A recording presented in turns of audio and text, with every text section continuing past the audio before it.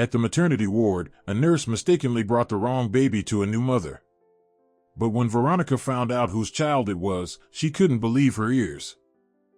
Veronica woke to the soft light streaming into her hospital room. A bright spring morning shone outside, and a gentle breeze stirred the curtains.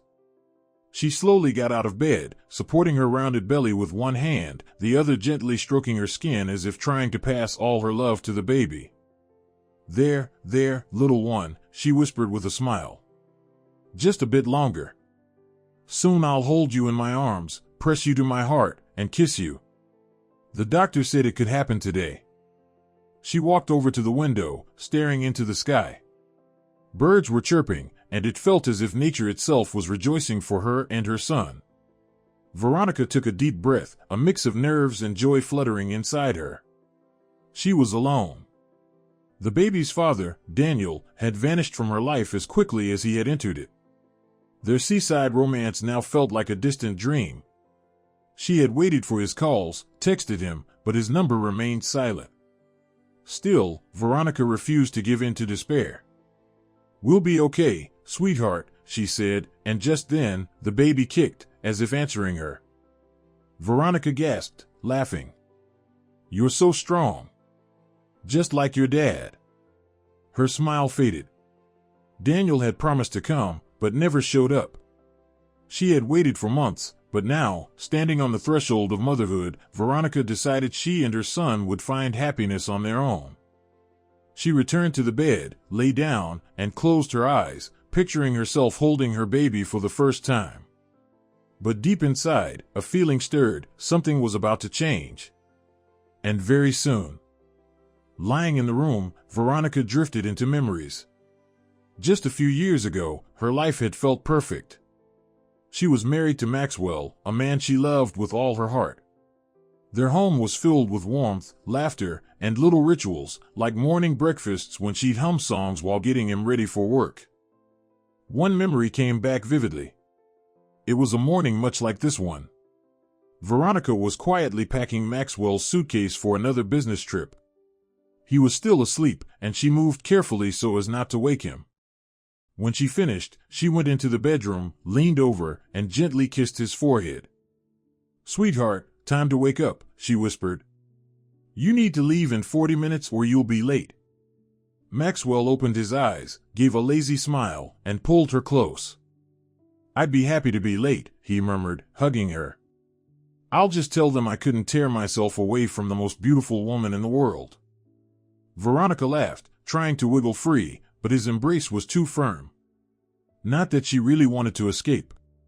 In moments like that, she felt loved and wanted. Later, over breakfast, she mentioned sadly that her vacation probably wouldn't come until the fall. "I've always dreamed of the sea," she sighed. "Ever since I was a kid. But my parents couldn't afford it.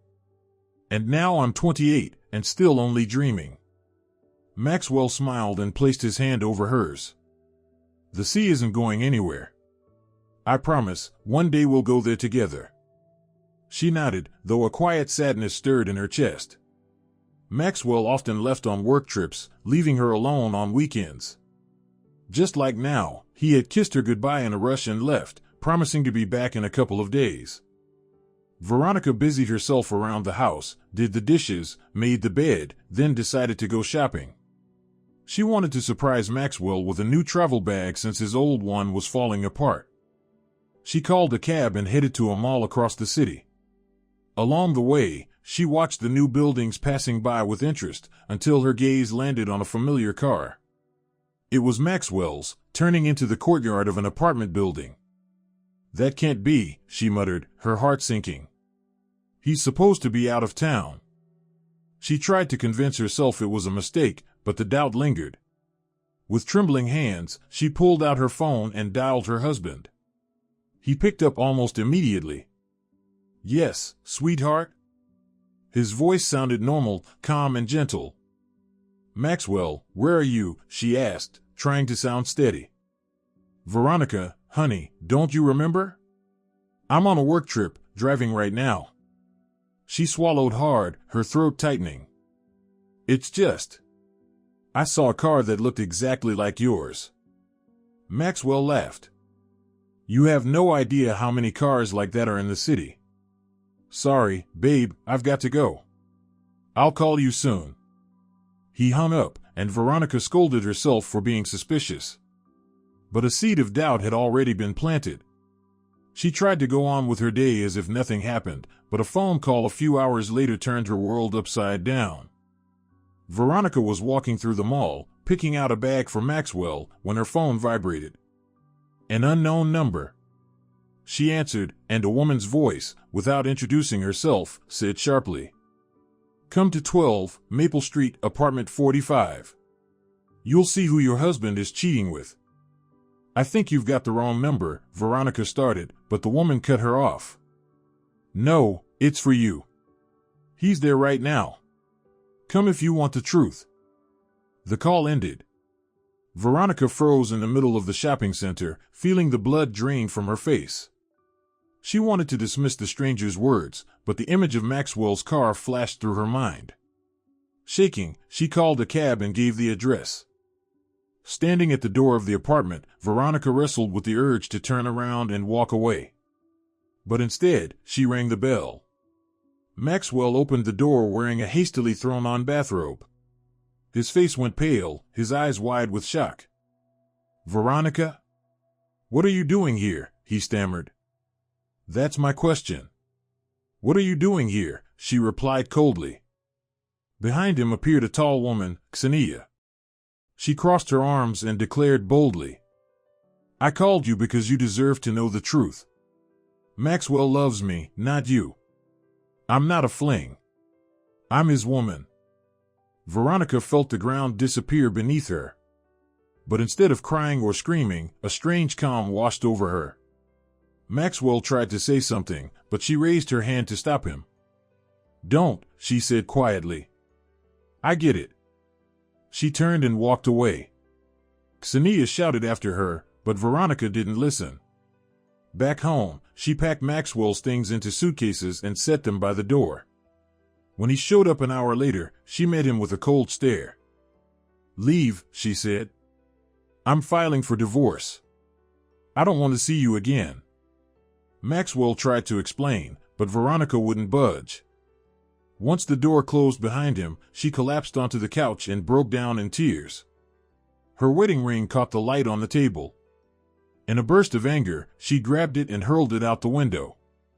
But the moment it vanished into the night, she regretted it. It was the end of her past. And the beginning of something new, something that scared her. 6 months passed. Veronica's life had turned into a dull routine. She threw herself into work, avoiding relationships. Her friends tried to pull her out of the slump, but every man she met felt like a stranger. When she finally got some time off, she decided to fulfill an old dream. She went to the sea. The coast welcomed her with sunshine and salty wind. She liked going to a secluded cove in the evenings, where she could be alone with her thoughts. One night, swimming under the moonlight, she felt almost happy, as if the world belonged only to her. But then, out of the corner of her eye, she noticed movement in the water. "Sorry, mermaid, didn't mean to scare you," a male voice called out. Veronica gasped and turned. A man was floating nearby, smiling at her. "What are you doing here?" she asked, flustered. "Swimming, like you," he said. "I got here a bit earlier, then you showed up. Sorry if I intruded." "No, I probably interrupted you," Veronica replied, her cheeks burning. "I'm Veronica. Just a tourist. And I'm Daniel. I live here," he grinned. "Too bad you're not really a mermaid. But I'm glad we met. Mind if I join you?" They started talking. Daniel shared that his fiancée had betrayed him and left for someone else. Veronica opened up about Maxwell. Their stories brought them closer, and soon they were spending every evening together, walking along the boardwalk, dining at seaside cafes, laughing and sharing their dreams. For the first time in a long while, Veronica felt alive. On her last night, Daniel brought her to the beach. He pulled out a small box and handed her a ring with an aquamarine stone. "This is for you," he said softly. "So you'll remember the sea, and me." I'll come find you. I promise. His eyes were full of sadness, and Veronica felt there was something he wasn't telling her. She nodded, holding back tears, and hugged him tightly. The next day, the train took her home. The ring stayed on her finger, a promise she wasn't sure could be kept. Back in the city, Veronica tried to hold on to the warmth of those seaside days, when Daniel called her his mermaid and his laughter felt like a promise of endless summer. Every evening, her fingers trembling, she dialed his number, hoping to hear his voice. But each time, a cold automated message told her the number was unavailable. She sent messages, but they remained unanswered. At first, she told herself he was busy, that his phone was broken, that he'd call soon. But days turned into weeks, and hope slowly faded, leaving a hollow ache in her chest. She sat in her small apartment, staring at the aquamarine ring he had placed on her finger that final night. The stone caught the lamplight faintly, and tears burned in her eyes. "Why did you leave?" she whispered, gripping the ring. "You're not like the others." 2 weeks later, her world changed. The morning started with nausea, and holding her breath, Veronica bought a pregnancy test. 2 lines. She sat on the edge of the bathtub, pressing the test to her chest as tears streamed down her cheeks, tears of joy mixed with fear. She was pregnant. Daniel's child, her little piece of the ocean, was growing inside her. But Daniel was gone, and that truth pierced her like a blade. She thought of his eyes, his promise to return, and couldn't understand why he had left her. At that moment, Veronica made a choice. She would be a mother, even if it meant walking this path alone. She wiped her tears and looked in the mirror, whispering to her reflection, "We'll be okay, little one. I promise." 9 months passed like a long, anxious dream. Veronica worked until the very end, hiding her exhaustion behind a smile. She prepared the nursery, bought tiny booties, knitted soft blankets, imagining how she'd rock her son to sleep. She had chosen his name, Arthur. She learned to live with loneliness, finding comfort in books, in music, in walks through the park where she spoke to her baby, telling him stories about the sea he'd one day see. But every night, before falling asleep, she still reached for her phone, hoping for a message from Daniel. None ever came. Her heart ached, but she refused to give in to despair. The night before giving birth, Veronica lay in her hospital bed, staring at the ceiling. She was filled with both fear and joy, blended into one overwhelming emotion. She imagined holding her son, naming him Arthur, walking with him along the beach, collecting seashells. She closed her eyes, picturing his tiny fingers, his laugh, his eyes. But those dreams were shattered by the first contraction, sharp as a blow. In the delivery room, pain took over her body. Veronica clenched the sheets, teeth gritted. Through the haze of agony, she noticed another woman lying on a bed in the corner. Her face was pale and distorted in pain, but familiar. Veronica couldn't place her. The pain came in waves, each one stealing her breath. Then, in a moment of clarity between contractions, it hit her. It was Xenia. The same woman who had destroyed her marriage. The one whose words, "I'm his woman," still echoed in Veronica's mind. "No," she cried out, not from pain, but horror. How could Xenia be here, now, at the exact moment when Veronica's life was changing forever? Her heart pounded, her mind spun. She turned away, unable to look at the woman who had once taken everything from her. The pain returned, intense and merciless, and Veronica clung to the image of her baby to keep from drowning in the nightmare. After long, exhausting hours, her son was finally placed in her arms. Arthur was tiny, with dark eyes that looked at her with absolute trust. Veronica burst into tears, holding him close, feeling his warmth, his breath, tears of joy, of relief, of love. "My little boy," she whispered, kissing his soft forehead. In that moment, the whole world disappeared. There was only this child. Everything else felt small and far away. But her joy didn't last. The door opened, and a nurse stepped in with a guilty look on her face. Her voice trembled. "Veronica, we made a mistake. You and another patient had the same last name. We accidentally brought you the wrong baby. Veronica froze. Her arms instinctively tightened around Arthur.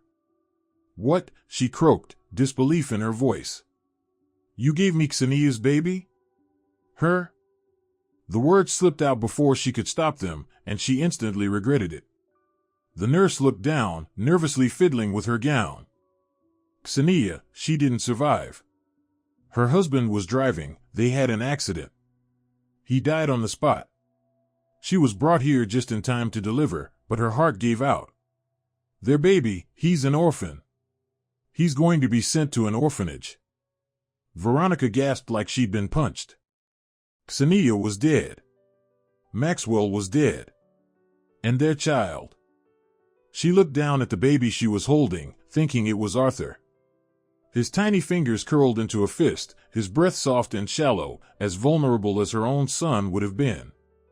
Her heart cracked wide open, pain, shame, and compassion flooding through her. She had cursed Xenia so many times, wished her pain. But now, holding this innocent child left alone in the world, all she saw was a baby, abandoned by fate. Tears blurred her vision. She trembled, realizing she couldn't let this baby vanish into a nameless system. Give him to me, she said, voice trembling but firm. I'll feed him. Veronica took her son and nursed him, then turned to the second baby, Xenia's son. She gently picked him up, feeling her heart stretch to make room for more love. She swore to herself she would give them both a home, warmth, and a family. She wouldn't let Xenia's child, whom she silently named Michael, grow up without a mother's love. Tears streamed down her face, but Veronica smiled, gazing at the two babies who now meant the world to her. Then suddenly, a shadow appeared in the doorway. Veronica looked up, and her breath caught. Maxwell stood there, alive, holding a bouquet of flowers, his face full of guilt and hope. She froze, feeling the past, one she had tried so hard to leave behind, come crashing back, threatening the fragile happiness she had just found. Veronica, he began, I know what you must have heard. But I'm alive. There was an accident, yes, but I survived. Xenia and I had broken up. She went back to her ex. That baby, he's not mine. Veronica stared at him in disbelief. So what? She asked coldly. You're here now to say what? That you still love me? I want a second chance, he said. You're a single mom now. I'm willing to raise your son. But the other one, Xenia's kid, I want no part of that. Veronica let out a bitter laugh. After everything you did, you show up and start setting conditions? Who do you think you are? Maxwell's face darkened. I'm a wealthy man now, Veronica. I've got a house, money. You won't need a thing. Raising a child alone is hard, raising two is even harder. We don't need you. She was about to say more when her eyes drifted to the hospital garden outside. There, limping and leaning on a cane, walked a man holding a bouquet of flowers. It was Daniel. She gasped, and forgetting Maxwell entirely, she rushed to the door. Dan, she cried, laughing and crying at once. He stopped, his face lighting up with a smile. Veronica, my love, he said, opening his arms. I almost lost you forever. Veronica fell into his embrace, tears flowing freely down her cheeks. Where were you? She asked breathlessly. Why didn't you call? I waited for you. Daniel sighed, leaning on his cane. I'm a firefighter, Veronica. During one rescue, I got caught in a fire. I saved lives, but the doctors said I'd never walk again. I didn't want you tied to a broken man. But I fought. For you. And now I'm here. He told her how, once he was strong enough to stand again, he went to her father. That's how he found out about the birth and rushed to the hospital. When he learned there were two babies, he looked at Veronica with warmth in his eyes. They're both ours now, he said. I'll raise them as my sons. Come on, introduce me to them. Maxwell, still nearby, scoffed bitterly. She's trying to saddle you with two kids, man. Think about it. Daniel didn't even look at him. He leaned in and kissed Veronica. "I bought us a little house by the sea," he said. "Just like you always dreamed." Veronica burst into tears, her heart overflowing with warmth. She turned to Maxwell. "Just go. I don't hold a grudge. But leave." A few weeks had passed since Veronica's life had changed forever. The little house by the sea that Daniel had spoken of with such tenderness had become their haven, a place where the pain of the past melted into the salty breeze and the rhythm of the waves. The house was modest, with faded blue shutters and a creaky porch, but to Veronica, it was the coziest place in the world. From the porch, they could see the endless horizon, where sea and sky met in quiet unity, and every evening the sunsets painted skies that made her heart skip.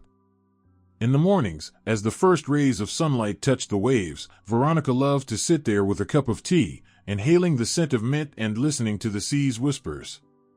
Her heart, once shackled by betrayal and loneliness, now beat in tune with the tide.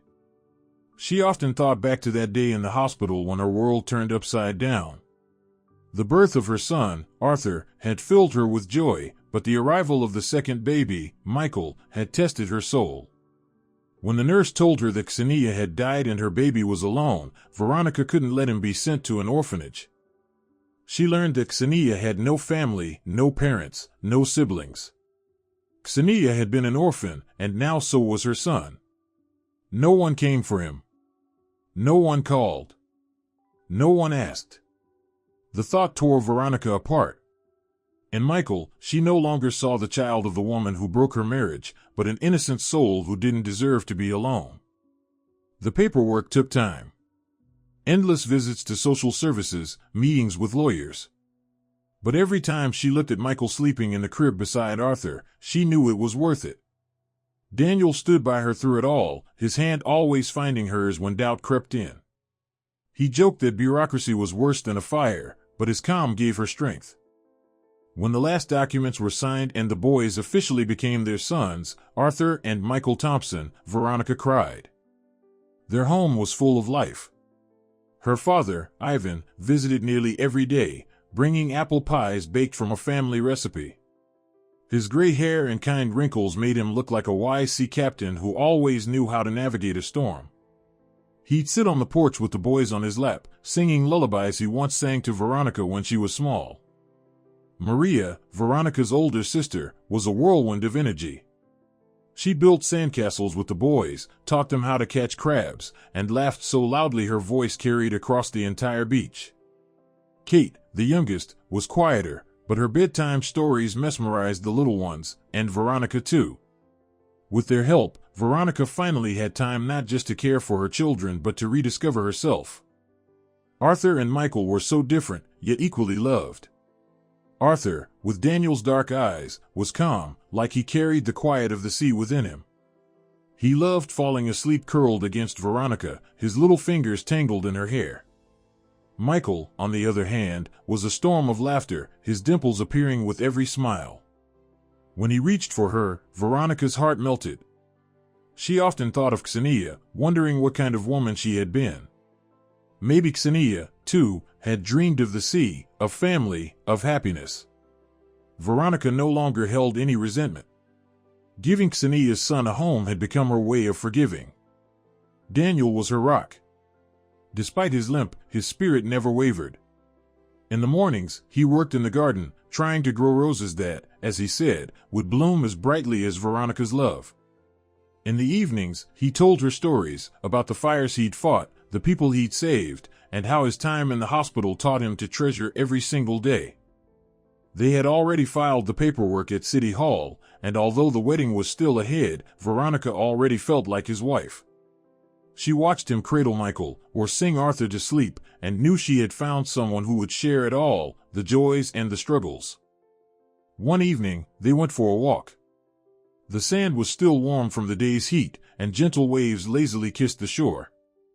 The sky burned orange and pink, reflected in the water like spilled paint on a canvas. Veronica paused, mesmerized by the beauty, her thoughts drifting to the past.